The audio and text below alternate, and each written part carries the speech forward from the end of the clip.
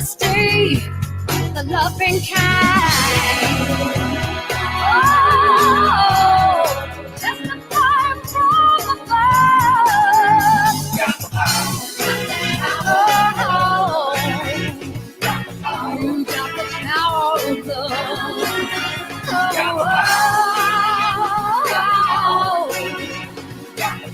You got the power of love. It's possible. It's possible. It's possible with the power of love. Now I'm a woman. I'm living proof. You can't deny me. I'm living truth. I gotta get the chains off of me.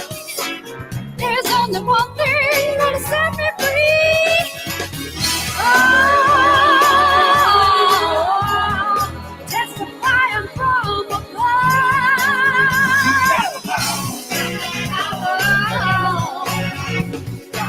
You got the power of love.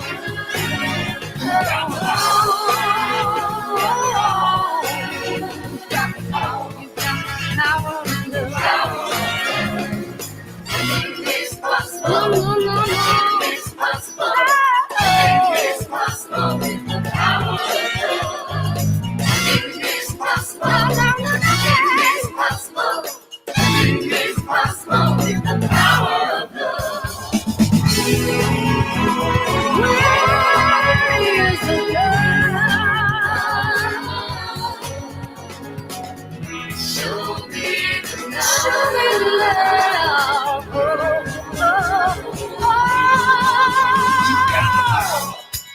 You got the power. You got the power. Oh, yeah. See here, I'll tell you what matters most. Be a humble servant, to a gracious host. Take a message to the street. Every heart and every beat. Come on, let's go. Testifying from above.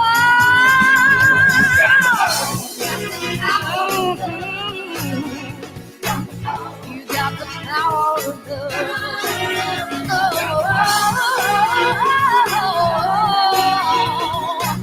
You got the power of love.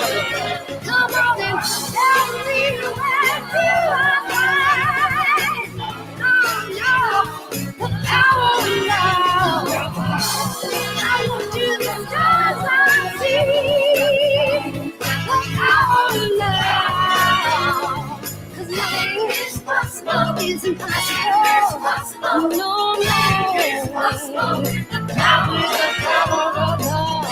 It's possible. Nothing is impossible. Nothing is impossible with the power of love.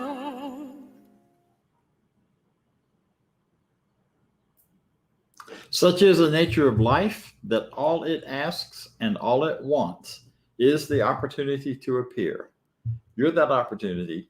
So am I, and so it is. I'd like to welcome you to the Center for Spiritual Living Midtown and invite you to join us today in celebrating revolutionary love. We're going to be talking about that. We're going to be singing about it. We're going to be thinking about it.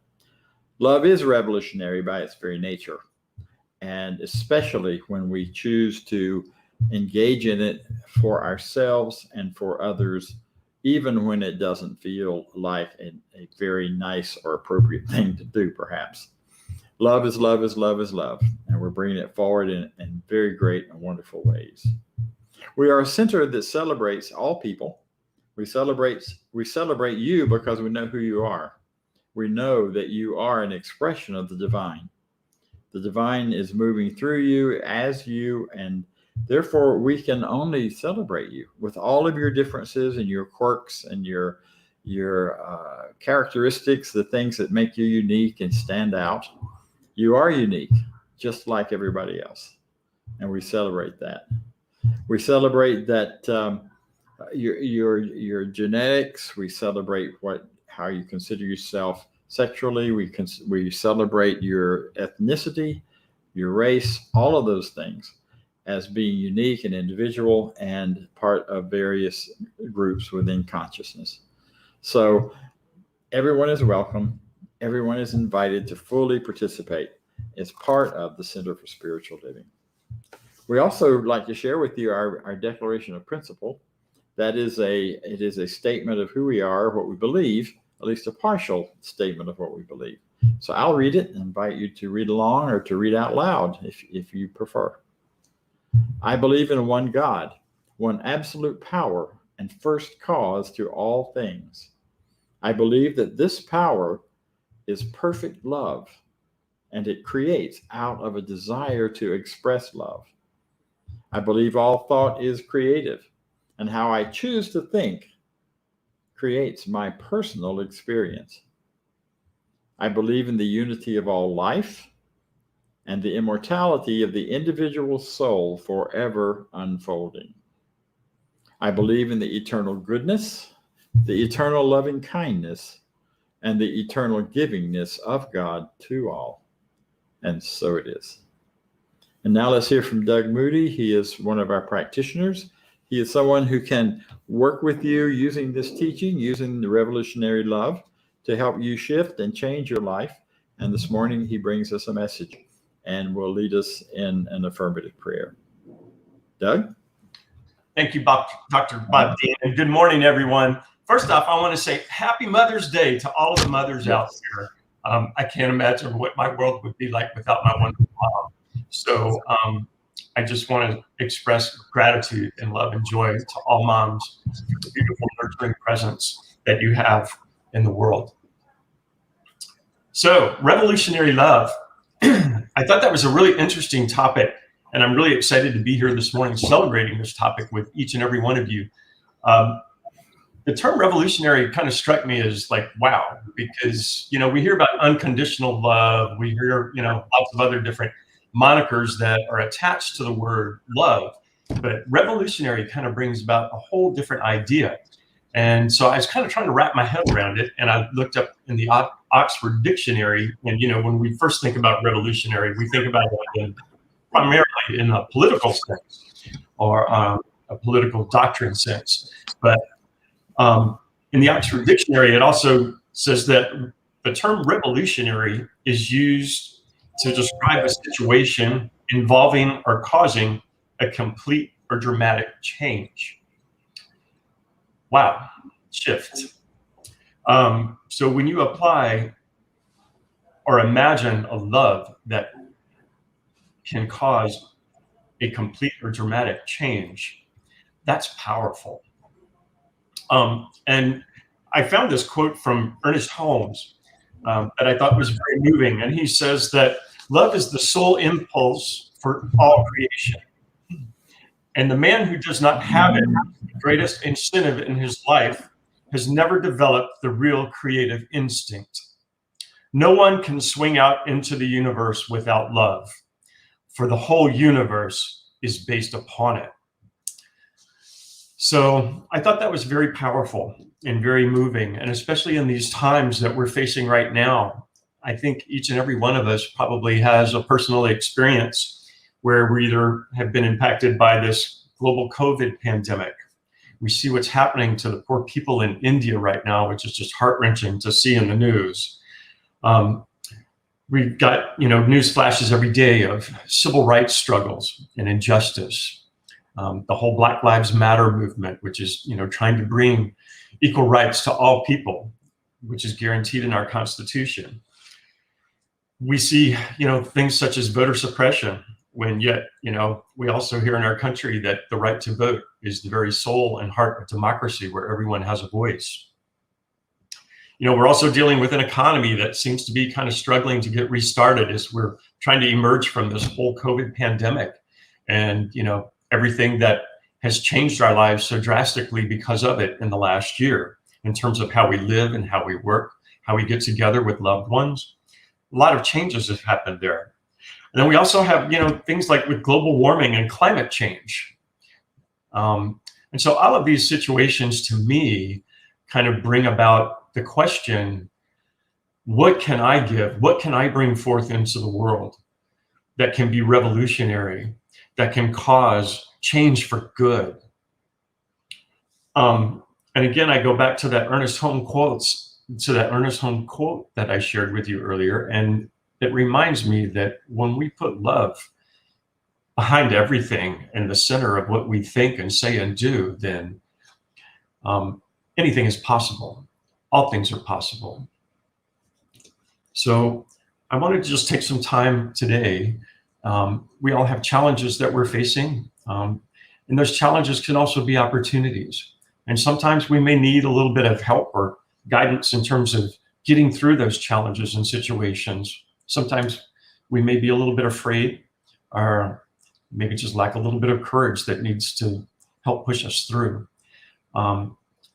If you ever feel this way and are confronted with a challenge in your life, I encourage you to reach out to our wonderful staff of practitioners here at the Center for Spiritual Living, Midtown Atlanta, because we've got some really wonderful practitioners who are so well schooled in this teaching and have been living and demonstrating this teaching for many, many years, for decades. So you can find how to get in touch with practitioners if needed on our CSL Midtown Atlanta website. And I encourage you to reach out to them because you'll be in great hands with any of them. Talk to them. That's what we're here for. We're here to help and support you along your journey. And we're not going to solve your problem for you, but we're going to gently nudge you and bring you along the way so that all healing is basically a revelation that comes from within. And we're here to help you discover that. So if you'll now join me, I'm going to go into an affirmative prayer. I'm going to say this in the first person and ask you to accept what resonates with you. And if something doesn't resonate with you, just let it go on. And so if you would, please get comfortable in your chairs, in your seats, just relax. I want you to uncross all arms and legs and just be open and relaxed and free. I'm going to say this in the first person, this affirmative prayer, and let's just know this together. There's only one power, one infinite intelligence, one divine presence, operating throughout the universe, operating through me and each and every person present, right here, right now, and always. It's that cosmic something that is always nudging us forward to a greater and greater truth in our lives. I recognize that I am one with this infinite power and presence because it is always within me and within each. All I have to do is simply recognize it and call it forth. And when I do, the whole power of creation opens up for my use to make the world a better place.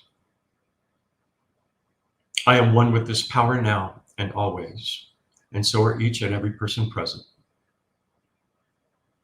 Today, I claim divine revolutionary love for myself and for all, knowing that the power of love exists within each and every one of us. All we have to do is simply call it forth, recognize its presence, and let its power flow out into the world through us.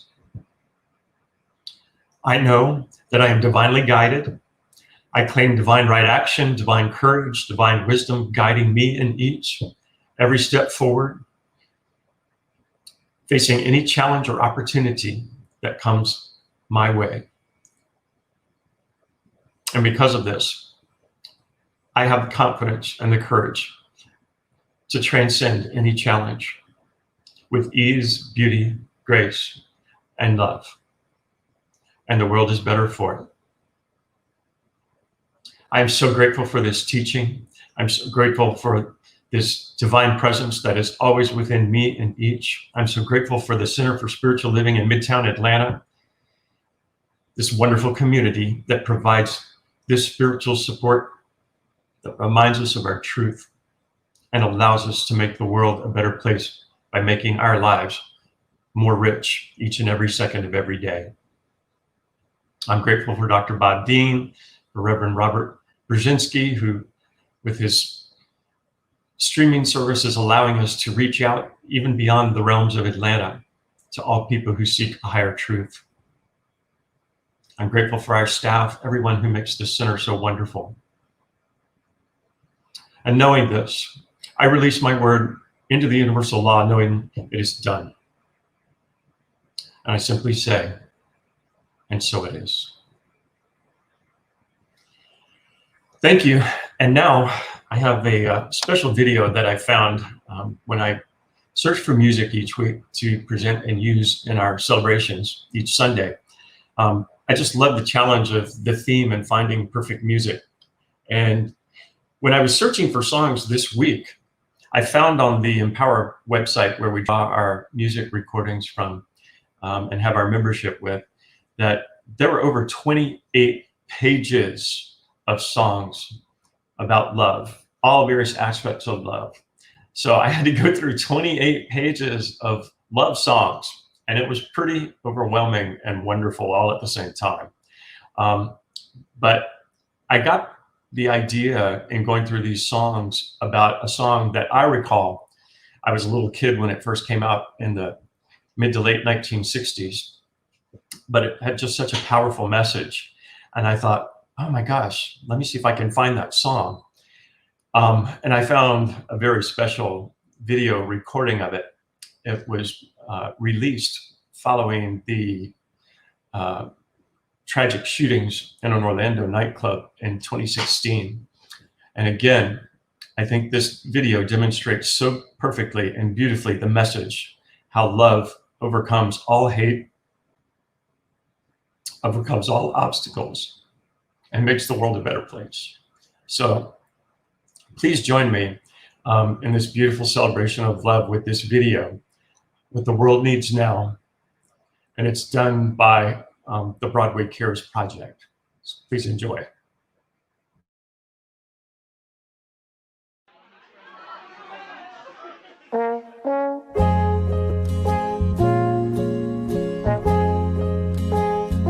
What the world needs now is love, sweet love. It's the only thing that there's just too little of. What the world needs now is love, sweet love. No, not just for some, but for everyone. Lord, we don't need another mountain. There are mountains and hillsides enough to climb. There are oceans and rivers enough to cross, enough to last till the end of time. What the world needs now is love, sweet love. It's the only thing that there's just too little of. what the world Needs now is love, sweet love. No, not just for some, but for everyone. Lord, we don't need another meadow. There are cornfields and wheat fields enough to grow. There are sunbeams and moonbeams enough to shine. Oh, listen, Lord, If you wanna know, if you wanna know. what the world needs now is love, sweet love. It's the only thing that there's just too little of. What the world needs now is love, sweet love. No, not just for some, But for everyone.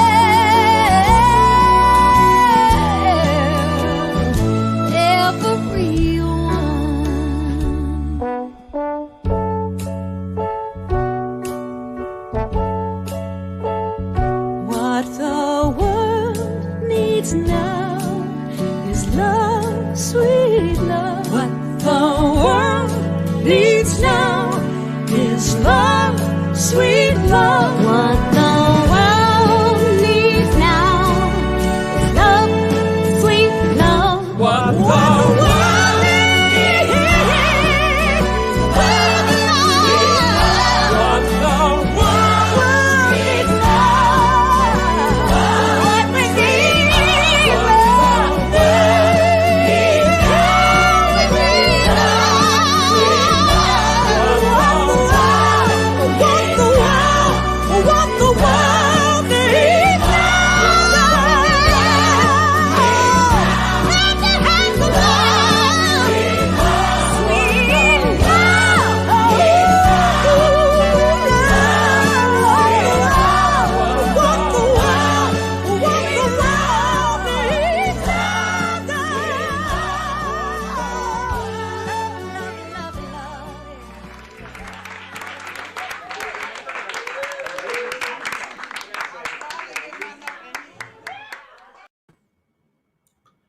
Thank you, Doug, both for your treatment and message and for that song. I am always deeply touched by it, especially this version. I remember when it first came out, and I remember how important a message it was then and how important a message it is today. Wow. So happy Mother's Day, mothers. I want to celebrate you. I want to honor you. I want to thank you for all that you do and all that you've given and all that you participate in as mothers, as those who continue the continuation of the race, those who gave us life. I'm often said for folks who are really having difficulty with their mother relationships, that the thing to be really grateful for and the thing that can get you past all of that is simply the awareness that she gave you life. And that's the greatest gift there is. It's the gift without which there will be very little, if anything, that you could ever do and be. You'll have to find another way to come in and do that and to do your life, obviously. So thank you, moms. You know, this is a day where for many people, it's a joyous celebration. You're taking her out, or she's being taken out for a brunch or a lunch, or treated to breakfast in bed, or all kinds of celebrations that are fun and joyful. And for those who have recently lost their mothers, or whose mothers are no longer on this plane of existence, it is a very different story. It's a very different experience. It's sad. It's difficult. For those who've had tumultuous relationships, perhaps with their mothers, it can be also difficult and painful. And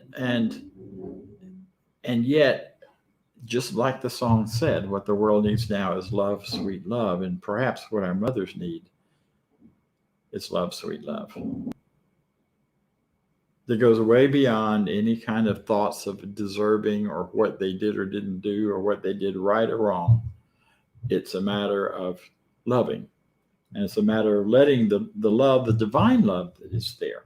You know, it's an interesting thing about motherhood that, and by the way, you don't have to be a woman or having given birth to children to be a good mother.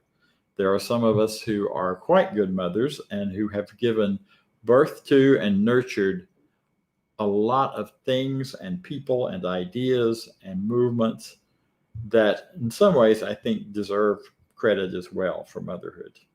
So if you're one of those, pat yourself on the back, say thank you, receive the love that is being passed around today.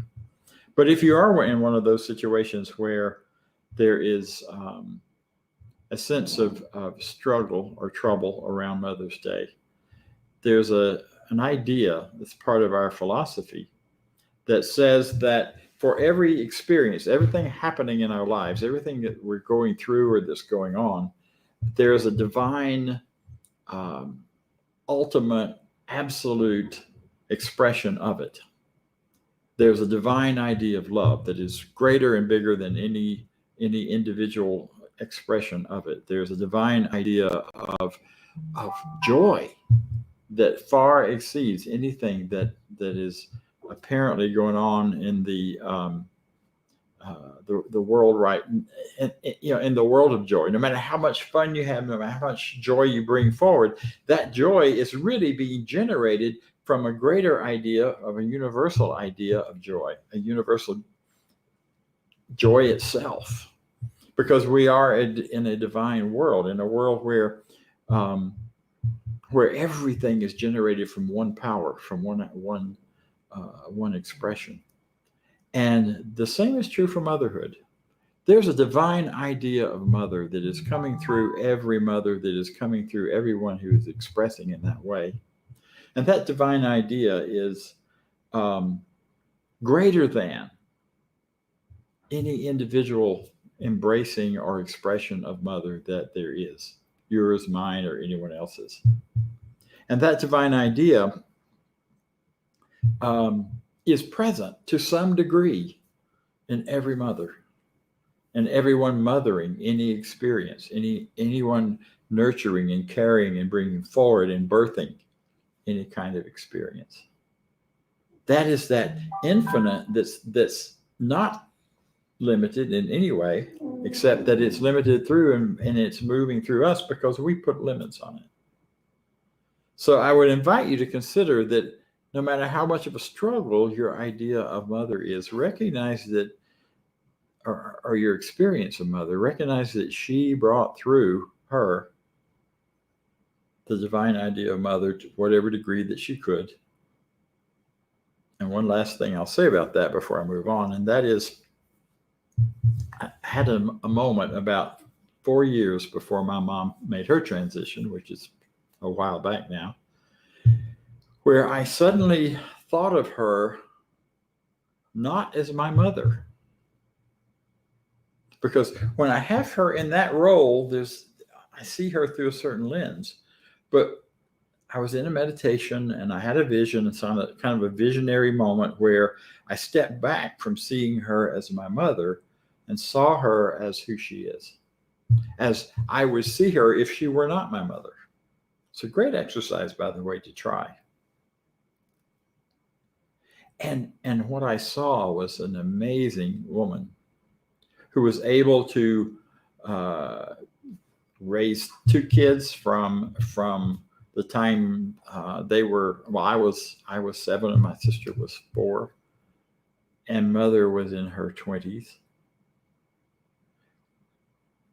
On her own, took care of us, brought us forward all the way into adulthood, dealt with all of the changes and craziness of the world as it was evolving and shifting, with having had a fairly limited background of world experience,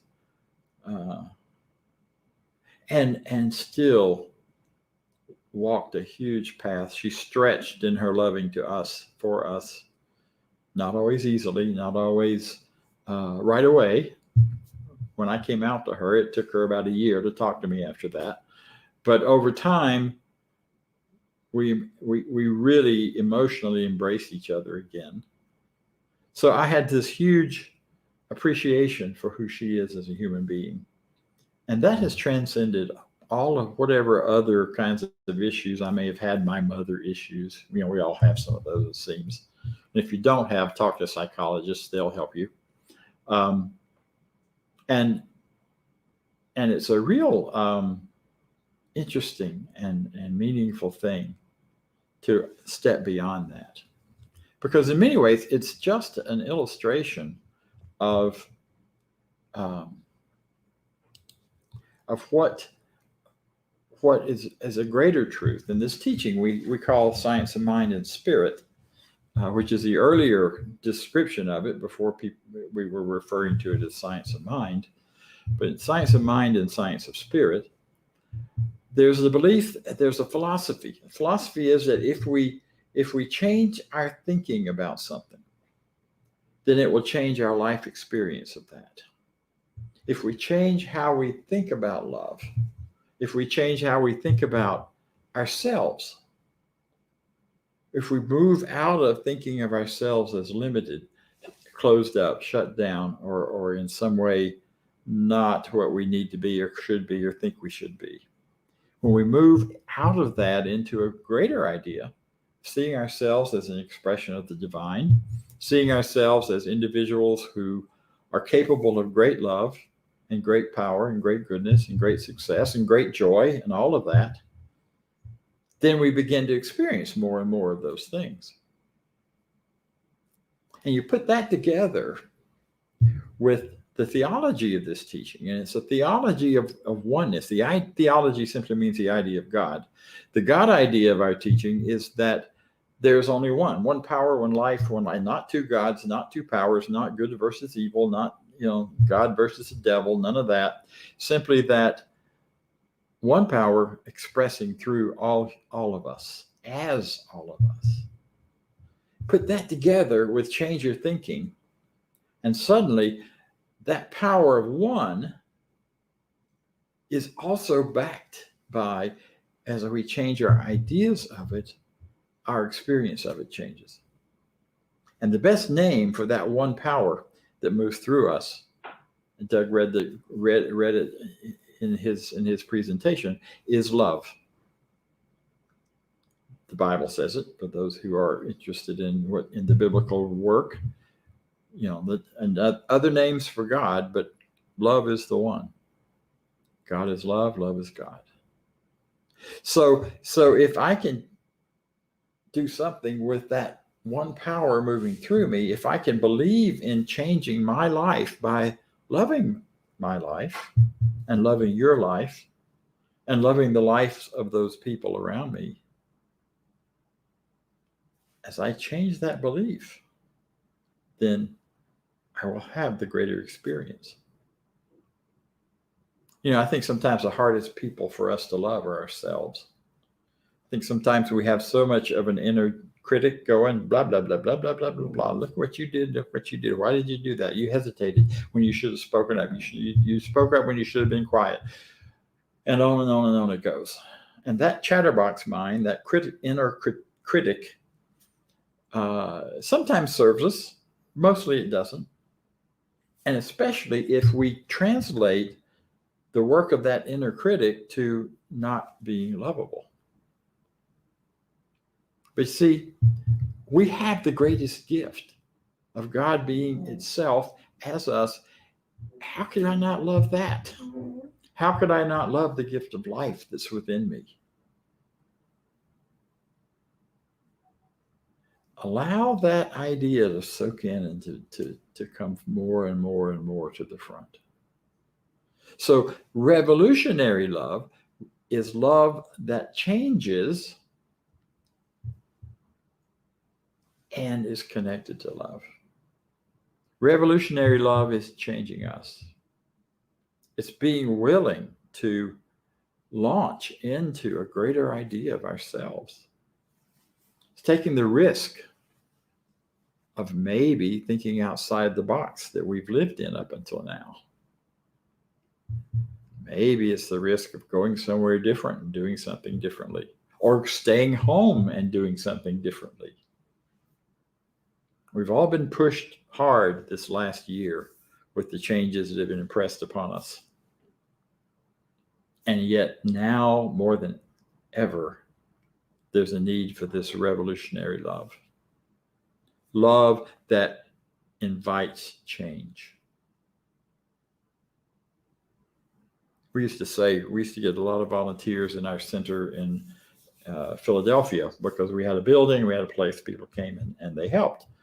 And oftentimes when people were between jobs, they would come and offer their gifts there because they had time and they wanted the chance just to be around wonderful, positive thinking people. And we often said to them, be careful, because if you hang out here, you're not going to be the same for very long. Because you're in an atmosphere of love. You're in an atmosphere of being loved, and being loved in that revolutionary love. Love is seeing you in the perfection that you are, and seeing you in the goodness that you are, and wanting that goodness to express according to your idea of it. Not my idea of it. I don't know what's good for you. You do. But I know that by loving you, I am loving you toward that full expression. That's a revolutionary love, because it revolutionizes, it shifts and changes things. We can revolutionarily, right? We can love each other in a revolutionary way by simply choosing to see always. It's interesting. I used to go to a retreat center a lot, and it's no longer there thanks to forest fire. But over all of the doors in every building was stenciled in very nice script that kind of went with whatever the decor of that building was, that said, choose love or fear. Love or fear. See, and that's what we're faced with every moment. And it's an interesting practice to every time you go through a door to choose a vision or choose love or choose something positive, because you can't help it when you see it right there. And it's a really wonderful practice of affirmations. Choose love. And think about it. Think of the things you're afraid of or that you have fear about. Now take that situation or person and just love it. Just love it. And love yourself and love whoever's engaged with it. See, we can only love ourselves as much as we can only love others as much as we love ourselves. We can't love them more. We may try. We may think we are. We may kid ourselves into that. But we really don't. Because it's a reflection. It's a back and forth. So choose love. Don't choose fear. And see how your life, your world, your feelings begin to shift and change. We can change our communities.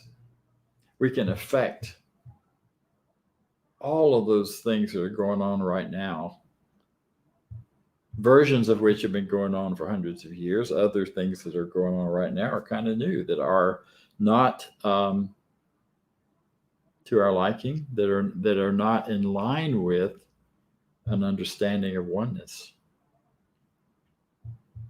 See, love says that we are one. It also says that we are interconnected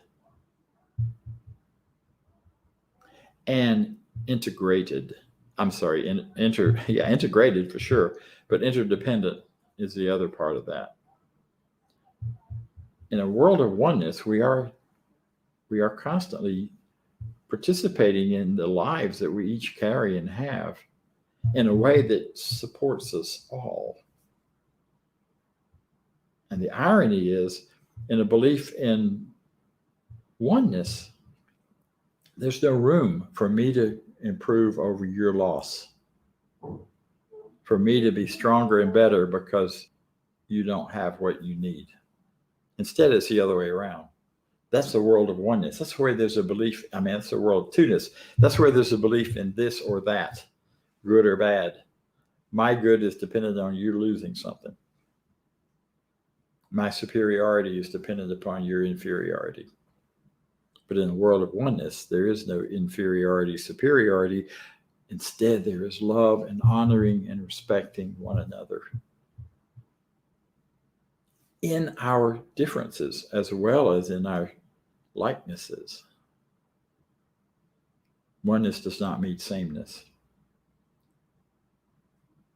Loving you, you loving me, us loving each other, does not require us to become alike, to become the same, or to even be loved in a way that is the same. Instead, it allows us the freedom to be our own individual expressions of that one power, and at the same time, honoring and supporting one another's expression. We're all about creating a world that works for everyone. That's our motto for Centers for Spiritual Living. And we are committed to it. We are bringing it forward by our actions. And we bring it forward by our actions for ourselves first, and by our loving our neighbors as we love ourselves, and by loving our communities. And when you can't find something to love about it, find the kindness to at least be kind about it. Listen. I mean, if you hear something, if you hear people talking, or you hear things going on that make you want to scream and throw things, instead, listen harder. Listen harder, listen deeper, listen to that place behind what they're talking about to see what it is they want and need and what their heart is yearning for. Even if you think the methodologies that they're going after that heartfelt thing are completely erroneous. Go with your heart and then love that desire in them for the good that they can see for themselves. Not for the methodology, for getting it. Loving the desire for having a greater experience of life. I can always appreciate that in someone else, even if I don't appreciate their idea of how to get it. If their idea of how to get it is by walking over the backs of other people. Be that from racism or sexism or any of those isms that we're really finally, as a culture, facing. They've been here all along, but we're finally facing them, and we're finally looking at them and struggling with all that goes on with that. And if you feel the love within you calling you to participate in that conversation or participate in those actions, by all means do it. At least, if you don't do anything, at least keep the love alive on behalf of the higher good of every person that you think of. And so I invite you to join us in creating a world that works for everyone. I invite you to join us in creating a world that works first for you, in creating a world that works for your family, and creating a world that works for your community. Because you deserve that life and to live in that place. Because you're wonderful. So am I. So it is. So if you will join me for a few moments of meditation and then a spiritual mind treatment or affirmative prayer. So we take a deep breath and we settle into our own awareness of ourselves. Breathing in through your nose all the way down into your toes, from the nose to the toes.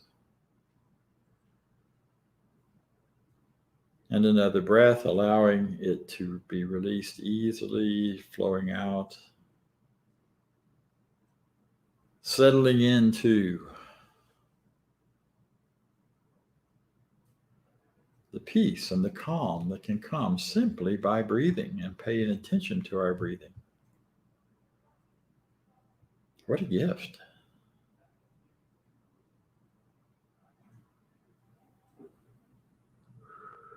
And so in this place, I invite you to consider, is there something or someone or some relationship or some experience that stirs up anxiety or fear in your heart,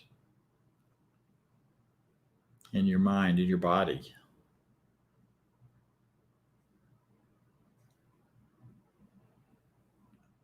And if you're aware of that, I invite you to change that fear feeling to love. You don't have to understand how or what to do or anything else. Just decide to love that situation or that person. Decide to allow the divine love that God is to flow through you to that situation. Even if you don't emotionally feel it at the time.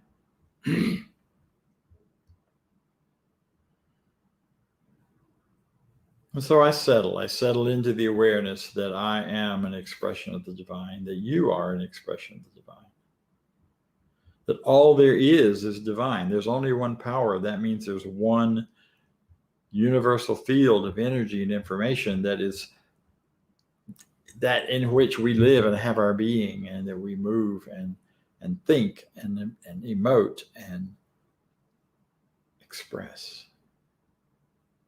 And so that one is all there is.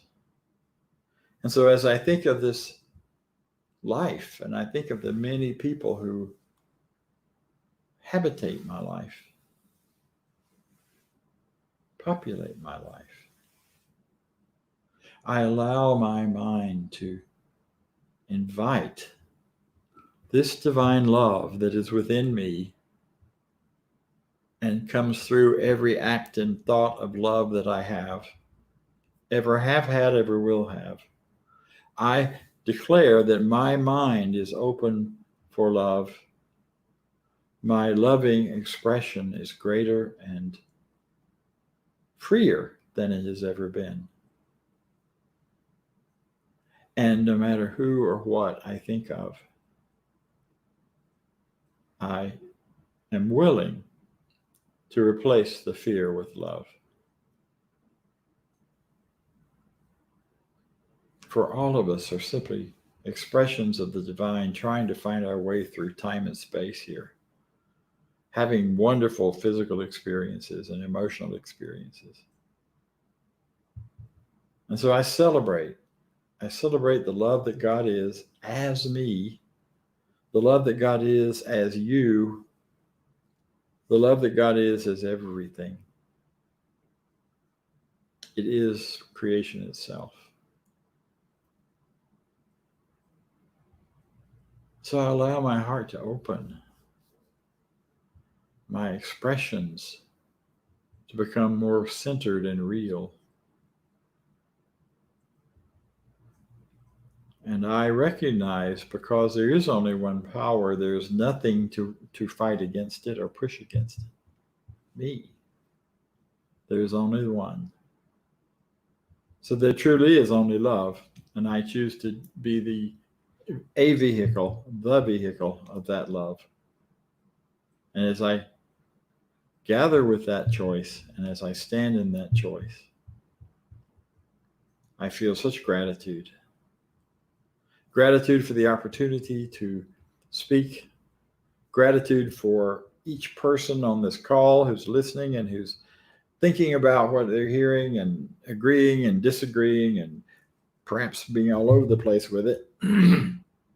I am grateful that God has brought life to all of us in order that we might have these conversations.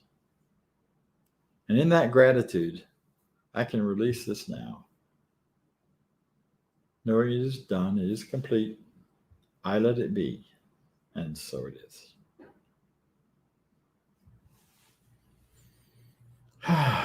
Now let's hear from one of our wonderful board members who's also very much in the thick of helping us produce this every Sunday morning, Vance Blue. Good morning, everybody. And thank you, Reverend Bob, for that wonderful talk this morning on love, motherhood, and that expression of creative expression that we are. And so I'd like to say, with that in mind, that interdependence that we all have and share is the sharing that we have for the center, for our financial gifts into the center to promote this idea, to make it go out into the world and make the world a greater place for all of us. And, you know, say with me our affirmation of prosperity. I live in a universe of abundance. As I freely and joyfully give, I join in the divine flow, and all that I share with life returns to me multiplied abundantly. And so it is. And you can donate online at cslmedtown.org/donate, or scan the little QR code with your camera and it'll take you directly to the link to donate as well. So I'm going to turn it back to Dr. Bob for the announcements. All right, so excuse me. This coming Wednesday, we have quite a few announcements. The first is that our theme for this month is Holy, Holy Uprising. And we are rising up through our love, our revolutionary love. We're rising up through through working and knowing the truth about ourselves and others. It is showing up in everything. Next week, the theme is This Too Is God. I'll be speaking. I'm happy to announce that at the end of this month, the last Sunday, we will have,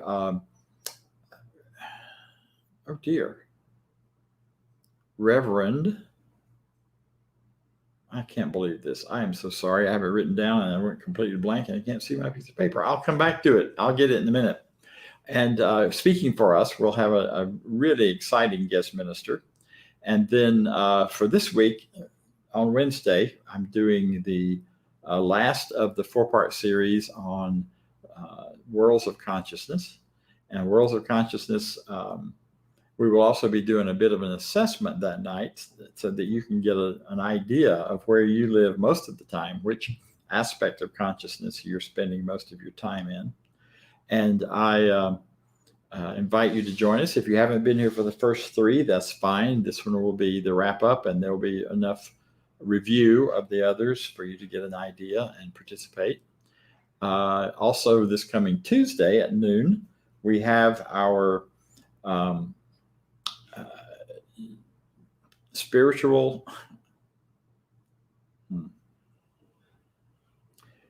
we have a meeting where you will come together and we will share each other's ideas and thoughts, any needs for treatment, and do a spiritual mind treatment at that time. This is a wonderful experience every Tuesday at noon, and I invite you to join us here on this same Zoom meeting, this same Zoom link. The other thing coming up is that next Sunday morning at 10 o'clock, we have an adult study group where we discuss this teaching. We discuss a certain book, but you don't need to have read the book to be there. We invite you to be there regardless, no matter what. And in doing that, you are invited to participate at 10 o'clock on our Zoom link, which you'll find on our website, and it will take you right to the right place. So I celebrate you. I appreciate you being here with us, and I'd like to invite you to join me in our closing affirmation, which goes like this. I leave this place now knowing something better than I knew before. I go forth into the world with a heart full of love and a mind full of good sense. I look at the world in a greater way, knowing that I have within me everything I need. Everything I need to create the life I desire. I give thanks for this understanding, and I am grateful for the spirit of life that lives through me, and so it is. Have a wonderful week.